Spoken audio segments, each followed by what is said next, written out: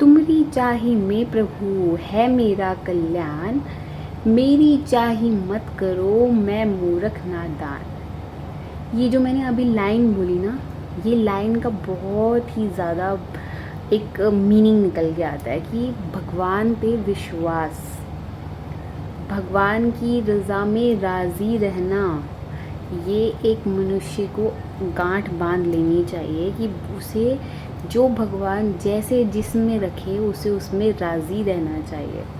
So with this note एक story सुनाती हूँ आपको। एक बार एक राजा होता है और उसका मंत्री होता है। तो वो वैसे ही कहीं जा रहे होते हैं और जाते जाते ना रास्ते में राजा के हाथ में ना एक कुछ लग जाता है, जिसकी वजह से राजा को खून आने लगता है। और नौबत यहाँ तक आ जाती है कि राजा की जो उंगली होती है ना वो काटनी पड़ जाती है, आधी कुछ पार्ट उसका काटना पड़ जाता है। तो राजा बहुत परेशान हो जाता है, उसको खून आ रहा होता है। और जो उसका मंत्री होता है ना वो ना मनी मन मुस्कुरा रहा होता है और वो बोलता है, जब राजा कहता है देखो मुझे कितनी ज़्यादा चोट लगी है, ये हो गया वो हो गया, तो मंत्री कहता है कोई बात नहीं, जो भगवान की इच्छा, जो प्रभु की इच्छा, अच्छा हुआ ये हुआ। तो राजा को गुस्सा आ जाता है। राजा कहता है मेरे को इतनी चोट लग गई है, मुझे ये मेरी उंगली कट गई है और इसको मज़ा आ रहा है और ये कह रहा है कि ये सब कुछ भगवान ने जो किया ठीक किया है।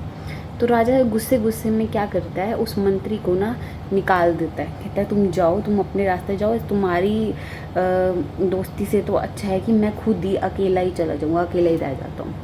तो वो मंत्री कहता है ठीक है, जैसे आपकी मर्जी, आप जैसे बोलोगे मैं वैसे करूँगा। तो वो भी चला जाता है।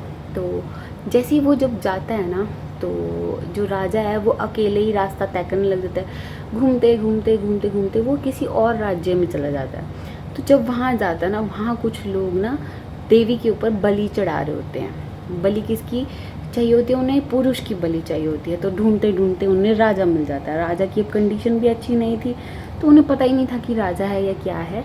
तो वो उनको जैसे ही मिलता है तो वो कहते हैं कि चलो इसी की बलि चढ़ा देते हैं।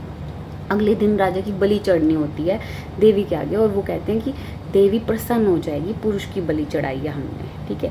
तो वो उसको नहलाते हैं, तैयार करते हैं। तो एक उनमें से एक पंडित को दिखता है कि राजा की जो उंगली है ना वो कटी हुई है।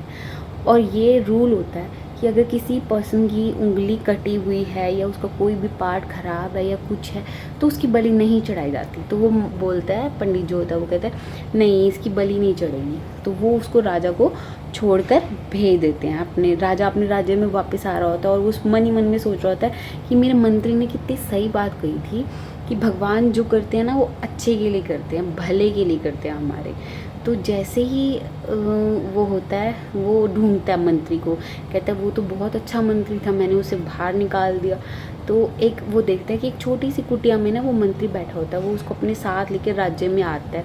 तो वो कहता है कि ठीक है मेरे साथ तो चलो ठीक है, सही हो गया मेरे लिए, तो भगवान ने सही किया कि मेरी बलि नहीं चढ़ी, मेरे हाथ में चोट थी, हाथ में मेरी उंगली कटी थी, तो इस वजह से मैं बलि चढ़ने से बच गया, मेरी बलि चढ़ने से बच गई।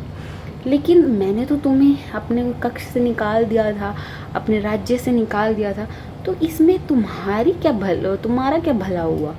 तो मंत्री कहता है ये तो और भी अच्छा हुआ मेरे लिए, आपने मुझे निकाला, मैं आपके राज्य से निकल गया। अगर नहीं निकलता, मैं आपके साथ साथ जाता, तो जो बलि आपकी चढ़नी थी ना, आप तो बच जाते, क्योंकि आपको तो चोट लगी हुई थी, आपकी तो उंगली कटी थी, जबकि मैं तो क्षतिग्रस्त था ही नहीं।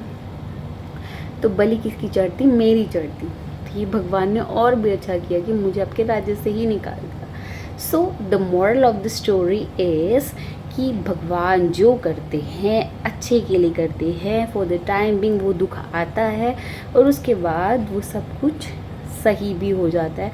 और अगर कोई दुख आ रहा है या कोई भी प्रॉब्लम आई है आपको, तो उससे उसका कुछ ना कुछ मोटिव ज़रूर होता है, जो आपको अभी नहीं दिखेगा, आपको बाद में समझ में आएगी। So with this note, thank you so much for watching my channel. Keep like, share and subscribe to my channel. Thank you.